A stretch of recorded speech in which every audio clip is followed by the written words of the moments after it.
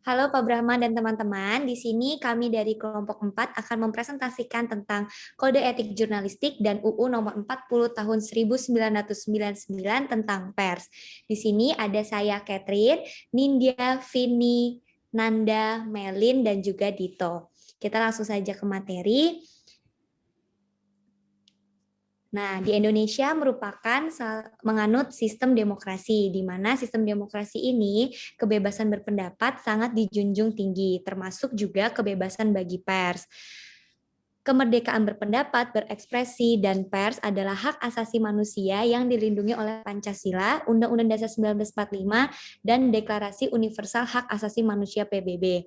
Kemerdekaan pers ialah suatu sarana bagi masyarakat untuk bisa memperoleh informasi dan berkomunikasi guna memenuhi kebutuhan akan informasi dan meningkatkan kualitas kehidupan manusia. Nah, oleh karena itu, untuk mewujudkan kemerdekaan pers, wartawan ini memiliki peranan yang sangat penting untuk menyadari adanya kepentingan bangsa, tanggung jawab sosial, keberagaman masyarakat, dan norma-norma agama, sehingga wartawan dalam menjalankan tugasnya harus bertanggung jawab kepada masyarakat dan tidak melanggar hak asasi manusia. Nah, dalam menjalankan tugas jurnalistiknya, wartawan ini menganut atau memiliki pedoman yaitu kode etik jurnalistik. Nah, next. Nah, pada pasal pertama, wartawan Indonesia itu harus bersikap independen, menghasilkan berita akurat, berimbang, dan tidak beritikat buruk. Pada pasal kedua, wartawan Indonesia menempuh cara-cara yang profesional dalam melaksanakan tugas jurnalistik. Pasal ketiga, wartawan Indonesia selalu menguji informasi, memberitakan secara berimbang, tidak mencampurkan fakta dan opini yang menghakimi, serta menerapkan asas praduga tak bersalah. Pasal 4, wartawan Indonesia tidak membuat berita bohong, fitnah, sadis, dan juga cabul. Pasal kelima, wartawan Indonesia tidak menyebutkan dan menyiarkan identitas korban kejahatan susila dan tidak menyebutkan identitas anak yang menjadi pelaku kejahatan. Pasal 6, wartawan Indonesia tidak menyalahgunakan profesi dan tidak menerima suap. Next. Kemudian pada pasal 7 terdapat wartawan Indonesia memiliki hak untuk melindungi narasumber yang memang tidak bersedia untuk diketahui identitas maupun keberadaannya. Di pasal 8, wartawan Indonesia tidak menulis atau menyiarkan berita yang didasari oleh prasangka ataupun diskriminasi terhadap seseorang atas dasar perbedaan ras, suku, warna kulit, jenis kelamin. Di pasal 9, wartawan Indonesia menghormati hak narasumber tentang kehidupan pribadinya, terkecuali untuk kepentingan publik. Di pasal 10, wartawan Indonesia segera mencabut, meralat, dan juga memperbaiki berita yang keliru dan tidak akurat, disertai dengan permintaan maaf kepada pendengar, pembaca, ataupun pemirsa. Dan terakhir, pasal 11, wartawan Indonesia melayani hak untuk jawab dan juga hak koreksi secara proporsional. Next. Selanjutnya, Undang-Undang Nomor 40 Tahun 1999 tentang pers. Yang pertama ada bab 1 ketentuan umum.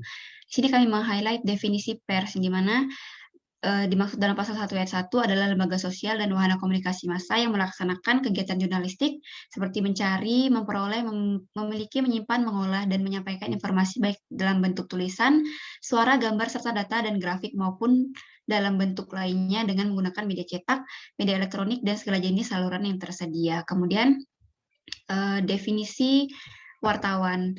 Pasal 1 ayat 4 menyebutkan bahwa wartawan adalah orang yang secara teratur melaksanakan kegiatan jurnalistik. Kemudian pada aktivitasnya wartawan dilindungi oleh kode etik jurnalistik. Maksud saya wartawan diikat dengan kode etik jurnalistik yang merupakan himpunan etika profesi kewartawanan. Next. Bab 2 ada asas fungsi hak kewajiban dan peranan pers. Yang pertama, asas pada pasal 2 memuat tentang kemerdekaan pers yang merupakan salah satu wujud kedaulatan rakyat yang berdasarkan prinsip-prinsip demokrasi, keadilan, dan supremasi hukum.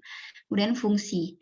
Pasal 3 ayat 1 dan 2 menyebutkan bahwa pers nasional mempunyai fungsi sebagai media informasi, pendidikan, hiburan, dan kontrol sosial, serta dapat berfungsi sebagai lembaga ekonomi. Kemudian ada hak di mana pasal 4 ayat 3 menyebutkan bahwa untuk menjamin kemerdekaan pers, pers nasional memiliki hak mencari, memperoleh, dan menyebarluaskan gagasan dan informasi. Kemudian kewajiban pers pada pasal 5 ayat 1 menyebutkan bahwa pers nasional berkewajiban memberitakan peristiwa dan opini dengan menghormati norma-norma dan rasa kesusilaan masyarakat serta asas praduga tak bersalah. Kemudian peranan pers pada pasal 6, yaitu yang pertama A, memenuhi hak masyarakat untuk mengetahui, menegakkan nilai dasar demokrasi, mendorong terwujudnya supremasi hukum dan hak asasi manusia, serta menghormati kebinekaan, mengembangkan pendapat hukum berdasarkan informasi yang tepat, akurat, dan benar, kemudian melakukan pengawasan, kritik, koreksi, dan saran terhadap hal-hal yang berkaitan dengan kepentingan umum, memperjuangkan keadilan dan kebenaran. Next. Kemudian bab 3 membahas putar wartawan pada pasal 1 ayat 5 menyebutkan bahwa organisasi pers adalah organisasi wartawan dan organisasi perusahaan pers. Kemudian ditegaskan pada pasal 7 ayat 1 bahwa wartawan bebas memilih organisasi wartawan.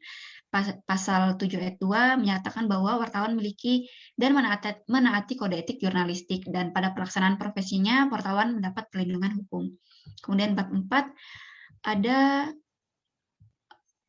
pasal 9 ayat 1 dan 2 menyebutkan bahwa setiap warga Indonesia dan negara berhak mendirikan perusahaan pers, dan setiap perusahaan pers harus berbentuk badan hukum. Kemudian pasal 10 menyatakan bahwa perusahaan pers memberikan kesejahteraan kepada wartawan dan karyawan pers dalam bentuk kepemilikan saham atau pembagian laba bersih serta bentuk kesejahteraan lainnya. Kemudian bab 5 ada Dewan Pers, yaitu fungsi-fungsi Dewan Pers diatur dalam pasal 15 ayat 2. Yang pertama, melakukan pengkajian dan pengembangan kehidupan pers, menetapkan dan mengawasi pelaksanaan kode etik jurnalistik, memberikan pertimbangan dan mengupayakan penyelesaian pengaduan masyarakat atau kasus-kasus yang berhubungan dengan pers, masyarakat, dan pemberitaan pers, mengembangkan komunikasi antara pers, masyarakat, dan pemerintah, memfasilitasi organisasi-organisasi pers yang menyusun peraturan-peraturan di bidang pers dan meningkatkan kualitas kewartawanan.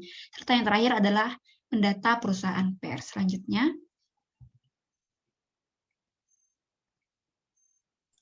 Selanjutnya dari bab 6 ada berisi tentang pers dengan pers asing. Jadi peredaran pers asing serta pendirian perwakilan perusahaan pers asing wajib mengikuti perundang-undangan yang berlaku di Indonesia sesuai dengan pasal 16. Selanjutnya ada bab 7 yang berisi tentang peran serta masyarakat. Bab ini berisi hak-hak yang dimiliki masyarakat untuk turut menjaga serta meningkatkan kebebasan pers. Menurut pasal 17 ayat 2, masyarakat dapat berperan untuk memantau serta menganalisis jika terdapat pelanggaran hukum dan etika yang dilakukan oleh pers. Selain itu, masyarakat juga dapat memberikan kritik dan saran kepada Dewan Pers. Selanjutnya dari bab 8, yaitu ada ketentuan pidana. Yang pertama ada terdapat hukuman bagi setiap orang yang melanggar pasal 4 ayat 1 dan 2 yang berisi tentang kebebasan pers, yaitu hukuman penjara maksimal 2 tahun dan denda maksimal 500 juta rupiah. Adapun hukuman bagi perusahaan pers yang melanggar pasal 5 ayat 1 dan 2. Dan pasal 13 yang berisikan kewajiban-kewajiban pers dalam beraktivitas. Hukumannya adalah denda maksimal 200 juta rupiah. Selanjutnya adalah bab 9 yang berisi tentang ketentuan peralihan. Bab ini berisi pernyataan bahwa segala kegiatan dan fungsi pers dan perusahaan pers tetap berlaku selama tidak melanggar peraturan perundang-undangan yang berlaku saat ini. Seperti yang tertuang di ayat 1 dan sedangkan pada ayat 2 perusahaan pers yang sebelum undang-undang ini disahkan dan sudah berdiri diberi waktu 1 tahun untuk menyesuaikan. Selanjutnya pada bab 10 yang berisi tentang ketentuan penutup, bab ini menyatakan bahwa undang-undang ini mulai berlaku sesuai dengan diundangkannya.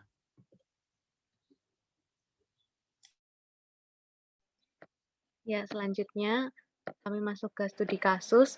Dari pembahasan tadi mengenai kode etik jurnalistik dan juga UU nomor 40 tahun 1999 tentang pers, kami mengambil studi kasus yaitu majalah Tempo yang melanggar kode etik jurnalistik karena menerbitkan majalah dengan judul Timawar dan Rusuh Sarinah.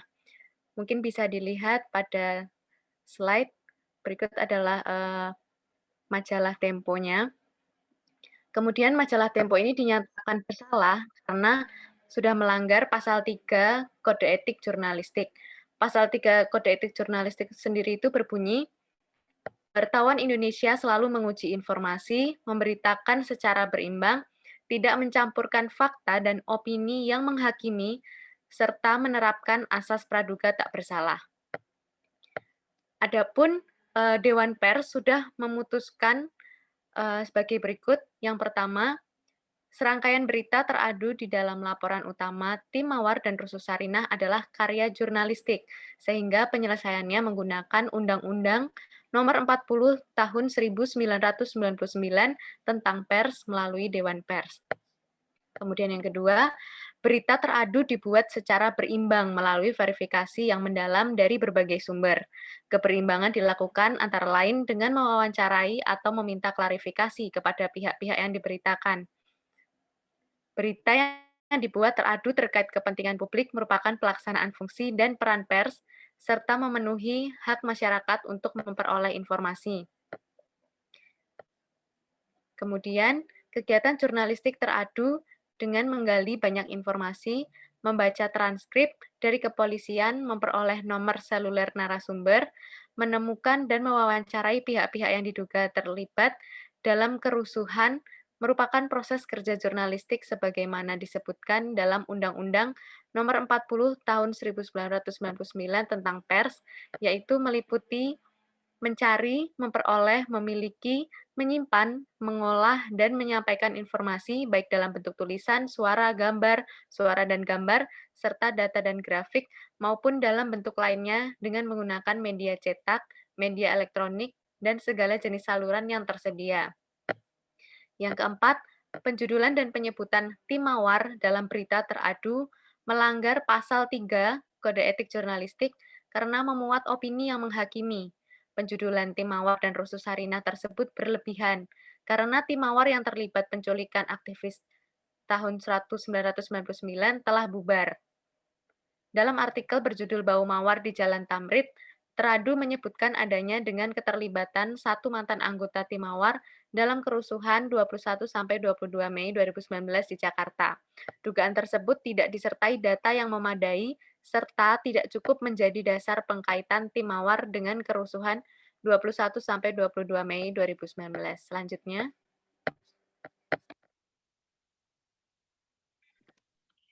Oke, selanjutnya ada rekomendasi atas pemutusan dari kasus Tempo tim mawar Rusuh Sarinah itu. Jadi rekomendasi yang pertama, teradu wajib memuat hak jawab dari pengadu secara proporsional disertai permintaan maaf kepada pengadu dan pembaca. Selambat-lambatnya pada edisi berikutnya setelah hak jawab diterima oleh teradu, pada Butir 13 Peraturan Dewan Pers Nomor 9 Peraturan DP 10 2008 tentang pedoman hak jawab. Hak jawab dari pengadu wajib dimuat oleh teradu karena dalam salah satu bagian berita. Teradu memberi atribusi pengadu sebagai pemimpin tim mawar. Rekomendasi yang kedua, ada berita ini diadukan juga dimuat di media cyber sehingga hak jawab pengadu dan permintaan maaf teradu wajib dimuat juga pada media cyber teradu yang ditautkan ke berita yang diadukan tersebut. Selanjutnya. Lalu rekomendasi yang ketiga, pengadu memberikan hak jawab selambat-lambatnya 7 hari kerja setelah menerima PPR ini.